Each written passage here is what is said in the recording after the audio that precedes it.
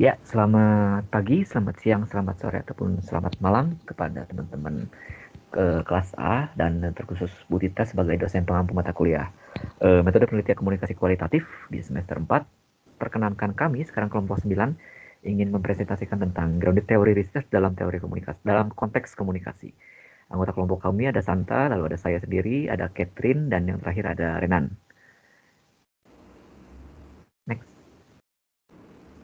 Nah, ngomongin grounded theory. Sebelum kita ngebahas tentang grounded teorinya, harus pendahuluan dulu kan, harus pendekatan dulu ke teori ini, ke grounded theory. Gimana sih apa yang dimaksud sama grounded theory? Fokus penelitian dalam grounded theory itu sebenarnya berubah-ubah gitu ya. Jadi artinya penetapan fokus yang asalnya udah disusun sama peneliti ketika menyusun proposal penelitian di lapangan gitu, melalui telah pustaka dan lain-lain, itu tuh bisa sangat mengalami perubahan ketika si peneliti masuk ke lapangan gitu. Jadi yang awalnya ketika peneliti itu asalnya udah nyusun proposal penelitian dan udah netapin fokusnya ini, ketika peneliti masuk ke lapangan itu tuh masih sangat bisa berubah gitu data fokus-fokus penelitiannya tuh. Dan yang kedua, pendalaman dari teori ini sebenarnya bergantung ke pertimbangan dari gimana aja sumber-sumber data yang banyak itu. Dan sumber-sumber data ini sebenarnya dapat berbentuk apa aja. Di antaranya ada wawancara, ada observasi, ada pengasiripan data, dan bisa kalian lihat sendiri lah ya di layar. Intinya apa? Intinya dari teori ini tuh kemudian pengembangannya bisa apa? Pengembangan teori ini tuh bergantung ke gimana aja sumber-sumber data yang dipakai pada saat penelitian gitu. Itu kurang lebih lah. Kalau disingkatin next. Nah, udah masuk pendahuluan, terus kita masuk ke sekilas tentang grounded theory. Apa sih yang dimaksud sama grounded theory? Kenapa bisa ada grounded theory? Jadi grounded theory itu sebenarnya metode komparatif atau metode perbandingan gitu ya, karena komparatif kan perbandingan. Yang fleksibel, sistematis, dan membangun teori dari data-data. Maksudnya gimana? Uniknya dari metode dari grounded theory adalah ketika penelitian-penelitian lain itu eh, membangun penelitiannya dari teori, kalau grounded theory justru dia tuh membangun data-data agar menghasilkan teori. Nah, yang unik lagi, kalau misalkan di penelitian-penelitian lain kan kita biasanya meneliti tuh antara eh, pencarian data dan pengolahan data itu kan sifatnya terpisah gitu ya. Ada jarak di antara kedua hal ini. Kalau di grounded theory, antara pencarian data sama pengolahan data tuh kedua hal ini bisa dilakukan pada saat yang bersamaan gitu, bisa dilakukan bebarengan. Nah, ini uniknya metode ini uniknya grounded theory. Jadi antara teori itu dibangunnya terakhir, justru tujuannya terakhir membangun teori, bukan mengawali dengan teori, lalu dari pencarian dan pengolahannya juga itu bisa dilakukan secara bersama-sama. Nah, yang kedua, grounded theory itu merupakan metode kualitatif yang kuat gitu ya untuk melakukan penyelidikan keadilan sosial. Ya, jadi emang tujuannya si grounded theory itu emang untuk mengungkap atau untuk membongkar gitu. Kalau bahasanya Bu Tita mungkin ada udang di balik bakwan gitu ya. Jadi untuk melihat ada apa sih di masalah ini, ada bentuk ketidakadilan apa sih di masalah yang diteliti sekarang gitu. Untuk melihat apa aja diantaranya kayak diskriminatif atau bentuk-bentuk ketidakadilan sosial gitu. Jadi emang tujuannya emang difokusin ke keadilan sosial ini. Itu kurang lebih. Next. Nah, pertanyaan selanjutnya, terus sebenarnya grounded teori itu pertama terciptanya di mana sih? Grounded theory itu sebenarnya dikembangkan oleh Bernie Glaser dan Anselm Strauss gitu ya, tapi bukan Levi Strauss karena itu beda lagi. Dalam bukunya yang berjudul The Discovery of Grounded Theory. Eh, terus buku ini tujuannya apa? Buku ini tujuannya yang pertama itu buat mengusahakan pengembangan teori yang didasarkan pada data yang dikumpulkan selama penelitian untuk membantah teori fungsionalis dan strukturalis yang terlalu dominan di zaman itu gitu. Jadi seperti yang udah dijelasin sebelumnya, teori ini bukan grounded teori itu bukan mengawali penelitian dengan teori, justru grounded teori itu mengawali penelitian dari data-data ya untuk kemudian ditarik secara induktif agar menjadi sebuah teori gitu. Nah, yang kedua, tujuan buku ini tuh untuk ini menjelaskan tentang logika gitu ya, mensugestikan, saya interpretasikan menjelaskan untuk menjelaskan tentang logika dan apa aja spesifikasi pada grounded teori gitu. Nah, yang ketiga, tujuan buku ini tuh untuk secara hati-hati, secara teliti gitu, melegitimasi penelitian kualitatif gitu, atau yang melegitimasi apa istilah lainnya, mensahihkan mungkinnya kalau saya nggak salah ya, ya pokoknya itulah untuk secara hati-hati biar si penelitian kualitatif ini tuh berhasil dilegitimasikan gitu kurang lebih itu. Next. Nah, terus setelah kita tahu pendahuluan dan hal-hal tadi sebelumnya, ada hal-hal apa aja sebenarnya yang ditawarin dalam grounded teori terkhusus tentang penelitian tentang keadaan sosial ini. Yang pertama soal metode. Metode dalam grounded teori itu tuh memperluas cakupan dan kedalaman analisisnya karena banyak penelitian sebelumnya tentang keadilan sosial itu cenderung sifatnya kuantitatif gitu. Jadi karena kita tahu apa eh, kualitatif itu kan sifatnya lebih mengutamakan kedalaman analisis dan pendetailan gitu, nggak peduli banyak atau enggak, yang penting dalam dan bisa detail gitu. Nah, jadi emang sejalan dengan apa yang diprinsipkan dalam kualitatif gitu ya. Yang kedua tentang grounded theory ini sebenarnya dapat menunjukkan gimana sih ketidakadilan dan produk-produk praktek-praktek diskriminatif diberlakukan seperti yang tadi udah saya bilang sebelumnya. Emang tujuannya ini untuk tentang penyelidikan keadilan sosial gitu, tapi bukan berarti eh, apa bukan berarti apa namanya si grounded theory itu terbatas gitu ya. Artinya apakah kemudian dengan grounded theory ini fokusnya pada ketidakadilan dan diskriminatif, apakah dia tidak bisa melakukan atau nggak bisa dipakai dalam wujud-wujud penelitian masalah yang lain? Ya monggo aja gitu, nggak harus tentang apa ketidakadilan sosial gitu. Dan cuman ini tuh dapat menunjukkan gitu, si grounded theory itu dapat menunjukkan bagaimana ketidakadilan praktek-praktek diskriminatif itu dilakukan dalam masyarakat. Nah yang ketiga, grounded theory itu sebenarnya menyediakan alat untuk nemuin akar ideologis gitu ya, hampir sama kayak yang poin kedua tentang gimana cara grounded theory ini bisa mengungkapkan praktek-praktek diskriminatif dan secara kritis untuk membongkar apa aja sih yang tersembunyi dari masalah-masalah yang awalnya nggak kelihatan ketidakadilannya gitu. Nah, yang terakhir, karena strategi dari grounded theory ini fleksibel, kefleksibelan ini memungkinkan si peneliti untuk bisa mempelajari praktik dan kebijakan yang tersembunyi, kebijakan tidak adil yang tersembunyi dalam masyarakat atau ketidaksetaraan gitu yang muncul selama penelitian yang dilakukan di lapangan gitu. Jadi intinya tentang ya seputar seputar ketidakadilan dan seputar praktek-praktek diskriminatif yang bisa dibongkar melalui grounded theory. Itu yang ditawarkan oleh grounded theory kurang lebih tentang penelitian keadilan sosial. Next.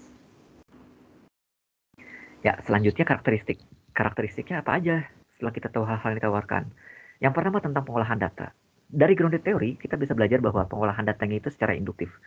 Apa itu induktif? Induktif secara sederhana dari yang kecil, dari yang khusus gitu, terus ditarik ke yang umum, ke yang abstrak. Kalau deduksi kan kebalikannya dari yang abstrak, terus diturunin, dikerucutin, sampai ke yang kecil, ke yang spesifik. Itu yang pertama. Yang kedua, grounded theory itu melibatkan pengumpulan dan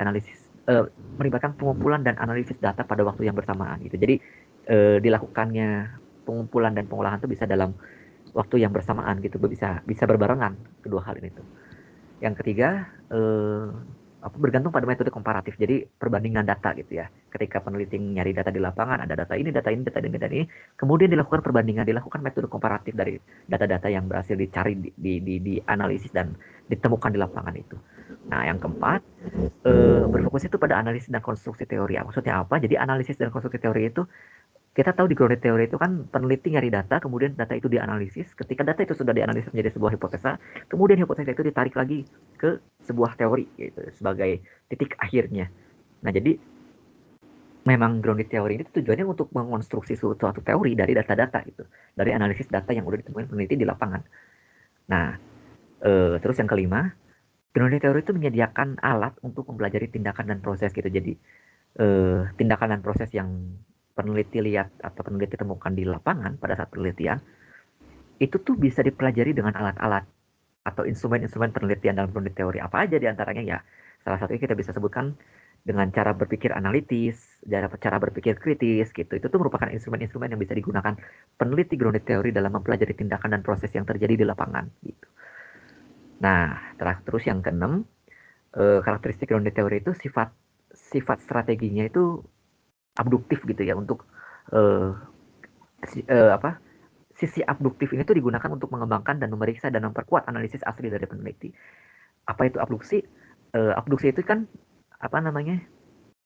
Eh, bukan merealitaskan. Abduksi itu kan mengatakan A itu dari hipotesa gitu ya, kurang lebih seperti itu. Jadi menyusun suatu premis itu berdasarkan hipotesa-hipotesa gitu. Nah, jadi dari hipotesa yang udah peneliti grounded teori temukan dalam penelitian di lapangan gitu, ketika sudah menganalisis data, itu tuh kemudian digunakan untuk mengembangkan lagi, untuk memeriksa kembali, mengevaluasi gitu, dan untuk memperkuat analisis asli gitu. Jadi strateginya tuh abduksi, abduktif, strategi eatingnya. Sedangkan secara keseluruhan, pengolahan data secara keseluruhan dari data dan akhirnya teori itu bersifatnya induktif gitu. Jadi ada abduktifnya dan ada induktifnya juga, gitu kurang lebih.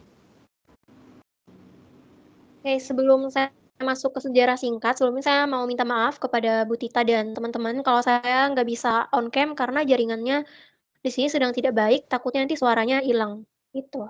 Oke, kita langsung aja masuk kepada sejarah singkat dari grounded theory ini. Nah, kita mulai. Pada tahun 1967, Glaser dan Strauss itu mengembangkan metode ini saat penelitian kualitatif dalam sosiologi yang semakin terpinggirkan. Nah, kemudian dalam salah satu bukunya yang berjudul The Discovery of Grounded Theory tahun 1967 itu memperbarui minat penelitian kualitatif sosiologi. Keberhasilan buku ini itu berasal dari pedoman sistematis untuk menganalisis data dan membangun teori bersama dengan kekuatan retorisnya untuk melegitimasi penelitian kualitatif induktif. Nah, kemudian berlanjut pada tahun 1965 itu, positivisme mendefinisikan tujuan dan praktik metodologis yang sah dalam sosiologi AS. Nah, tetapi kanon positivisme tidak sesuai dengan penelitian kualitatif. Nah, ketidakmampuan penelitian kualitatif untuk menetapkan validitas dan reliabilitas memicu tuduhan anekdot, impresionistik, tidak sistematis, dan bias. Kemudian Glaser dan Strauss itu meninggalkan praktek yang berlaku dalam menerapkan kanon positivistik penelitian kuantitatif untuk studi kualitatif. Nah, sebaliknya mereka berpendapat bahwa penyelidikan kualitatif harus dinilai berdasarkan aturannya sendiri dan dapat dilakukan secara sistematis. Glaser dan Strauss menolak 5 hal. Yang pertama itu adalah klaim penelitian kuantitatif yang memilih hak eksklusif atas penelitian. Kemudian yang kedua adalah pembagian kerja antara berteori dan melakukan penelitian. Yang ketiga, grand teori yang menjelaskan tatanan sosial masyarakat tapi tidak memiliki dasar. Yang keempat, anggapan umum bahwa penelitian kualitatif tidak dapat menghasilkan teori. Dan yang kelima, yaitu yang terakhir adalah asumsi bahwa berteori milik segelintir pemikir elit. Nah, Glaser memberikan grounded teori ketelitian, bahasa, arah, dan tujuan. Dia mengadopsi istilah kuantitatif pengkodaan, pengambilan sampel, dan variabel tetapi memberikan arti baru. Warisan pragmatis Strauss memberikan grounded teori penekanannya pada agensi, makna, dan tindakan. Grounded teori muncul pada saat kapitalisme yang tidak perlu dipertanyakan lagi di Amerika Serikat, mengasumsikan ideologi, praktik sosial, serta metodologi. Selanjutnya, nah kita masuk kepada tantangan terhadap fungsi pendiri grounded teori, yaitu adalah posisi konstruktivis. Nah, tantangan utama dari grounded teori ortodoks adalah membahas mengenai apakah Glaser atau Strauss dan Corbin bermula dari teori konstruktivis milik Chalmers. Nah, versi metode ini jelas dicocokkan dalam ilmu sosial yang ditafsirkan serta menyesuaikan dengan interaksionisme simbolis. Teori utama konstruktivis mengakui sudut pandang dan titik awal dari perspektif peneliti dan situasi penelitian, serta kontroversi terkait representasi antara peserta penelitian. Ini menekankan partisipasinya dalam masalah refleksivitas. Nah, kemudian selama 58 tahun terakhir, diskusi epistemologis dan peningkatan metodologis yang diinformasikan mengenai teori dasar konstruktivis pendekatan ini dianggap sebagai manual fleksibel. Chalmers mengkontraskan grounded teori konstruktivis dengan versi objektivitas Glaser, Strauss, dan Corbin. Nah, kemudian sebagai perbandingan, grounded teori konstruktivis ini menekankan beberapa realitas, posisi, subjektivitas peneliti, partisipan penelitian, kemudian menempatkan pengetahuan dan melihat data sebagai bagian yang inheren dan bermasalah. Konsisten dengan pragmatisme, teori dasar konstruktivis mengakui kecenderungan reifikasi sains secara umum dan pencarian objektivis berdasar untuk generalisasi yang tidak terikat pada khususnya. Nah, grounded teori konstruktivis ini mengadopsi strategi metodologis klasik grounded teori Glaser dan Strauss. Namun, grounded teori konstruktivis ini mengasumsikan epistemologis relativistik dan mencari pemahaman interpretatif daripada analisis variabel yang menghasilkan generalisasi abstrak yang terpisah dari kondisi spesifik produksinya dan kekhususan waktu, ruang, masyarakat, dan situasi seperti yang dikatakan Glaser. Nah, para teoretikus yang membumi konstruktivis malah menempatkan analisis mereka dalam kekasan ini dan mempertimbangkan sudut pandang, posisi peneliti, dan peserta penelitian. Selanjutnya, Next, di sini ada titik awal grounded teori konstruktivis, ada 5. Yang pertama ada posisi peneliti. Menurut Robert Rhodes pada tahun 1997, posisi peneliti adalah lokasi sosial dan posisi seseorang yang mengetahui kelas, ras, dan jenis kelaminnya.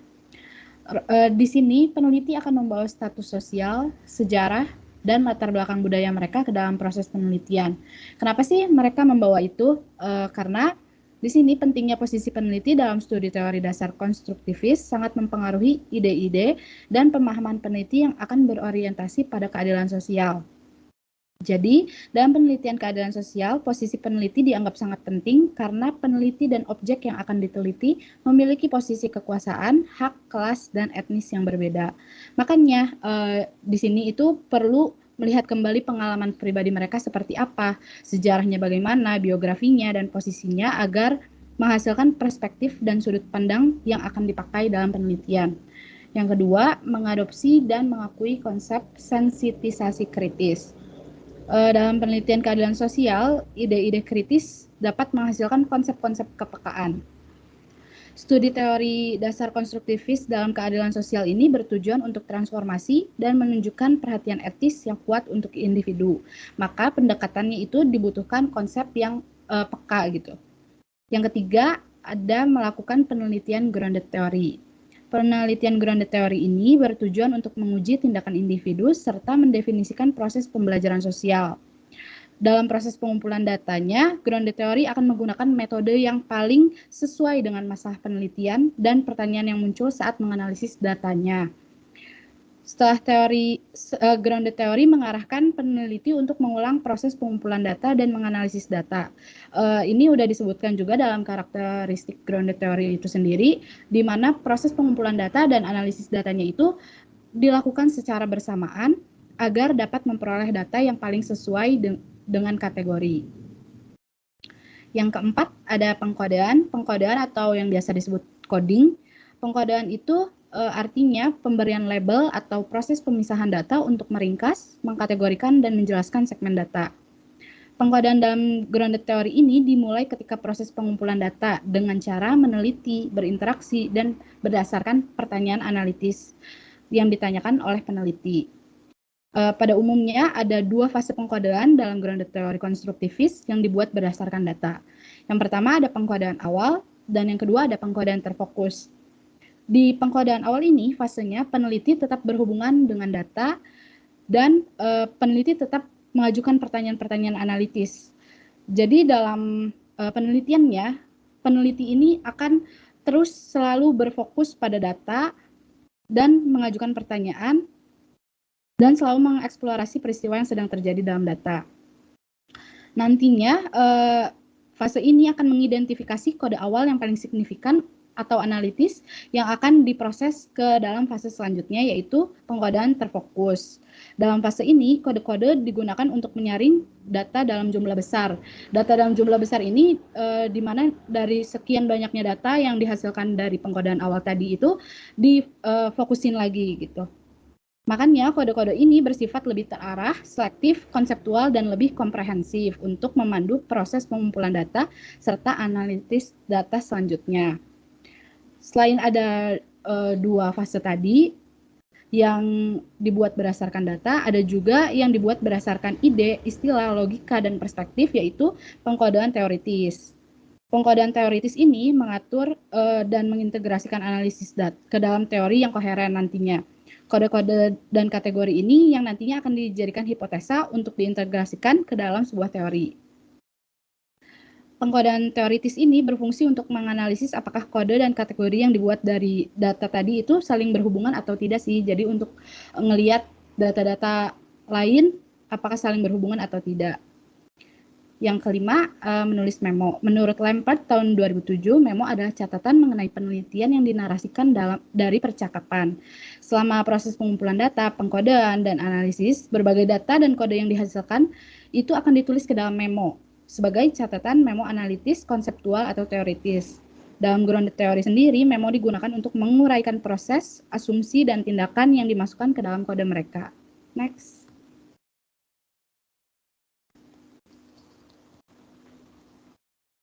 Yang selanjutnya yaitu perkembangan metode grounded theory. Yang pertama yaitu penilaian abduktif dalam grounded theory. Penilaian abduktif ini digunakan para peneliti untuk mendapatkan penjelasan yang masuk akal terhadap kasus yang bertentangan dengan data yang ada, serta yang tidak dapat dijelaskan oleh catatan teoritis konvensional dan analitis penelitian yang sebelumnya. Contoh dari penilaian abduktif ini yaitu penelitian yang dilakukan oleh detektif fiksi yaitu Sherlock Holmes, yang ia berulang kali melihat data yang baru dan data sebelumnya untuk mengembangkan pengetahuan yang dia punya, dan juga membuat perbandingan serta interpretasi dalam mencari penjelasan teoritis yang terbaik. Yang kedua itu adalah grounded theory dalam penelitian metode campuran tentang keadilan sosial. Penelitian metode campuran ini artinya adalah menyatukan penggunaan pendekatan kuantitatif dan kualitatif dalam satu rangkaian studi. Nah, penggunaan grounded theory dalam metode campuran ini dapat digunakan untuk memajukan penyelidikan keadilan sosial, karena metode ini dapat memberi pemahaman yang lebih lengkap mengenai masalah yang kompleks, menempatkan tindakan dalam konteks, menunjukkan bagaimana orang mengalami atau memaksakan ketidakadilan, melibatkan pemangku kepentingan dalam penelitian, dan juga menjelaskan hubungan antara tindakan dan peristiwa. Next. Jadi, kesimpulan dari materi ini yaitu grounded theory merupakan cara meneliti yang unik. Kenapa dapat dikatakan unik? Seperti yang telah dijelaskan sebelumnya, karena dalam proses ini peneliti bisa mencari sekaligus mengolah data pada waktu yang bersamaan. Nah, oleh sebab itu, sifat khas dari grounded theory ini adalah tentatif. Pencarian dan pengolahan data yang dilakukan peneliti di lapangan inilah yang kemudian akan menjadi teori. Maka dari itu disebut sebagai grounded theory. Selain itu, grounded theory ini juga merupakan salah satu metode kualitatif yang kuat dalam melakukan penyelidikan keadilan sosial. Yang selanjutnya, seperti yang telah dijelaskan sebelumnya juga, teori dasar konstruktivis itu merangsang adanya evaluasi lebih lanjut terhadap perubahan yang dibuat selama penelitian dilakukan. Kemudian, pemeriksaan data yang akurat ini akan mengingatkan kita tentang bagaimana metode penelitian tersebut dapat membingkai apa yang ingin kita ketahui. Next. Sekian presentasi dari kelompok kami, kurang lebihnya kami mohon maaf. Terima kasih.